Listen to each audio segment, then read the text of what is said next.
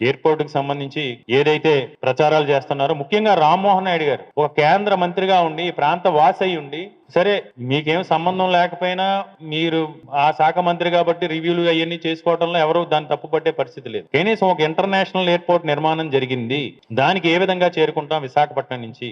మీరు రోజు విశాఖపట్నం ఎయిర్పోర్ట్ నుంచి శ్రీకాకుళం మీ నియోజకవర్గానికి వెళ్తారు కదా, ఫస్ట్ ఫ్లైట్ మీరు ల్యాండ్ చేశారు, రేపు జూన్ నెలలో ఎయిర్పోర్ట్ ఓపెన్ అవుతుంది.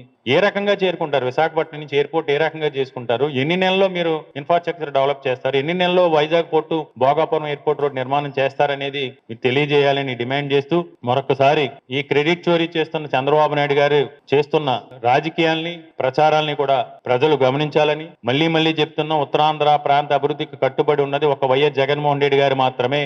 చంద్రబాబు నాయుడు గారు ఈ ప్రాంతం పైన చూపిస్తుందంతా కూడా సవితి ప్రేమ.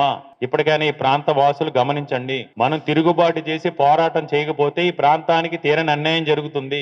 ఇప్పటికే ఈ ప్రాంతానికి చాలా అన్యాయం జరిగింది.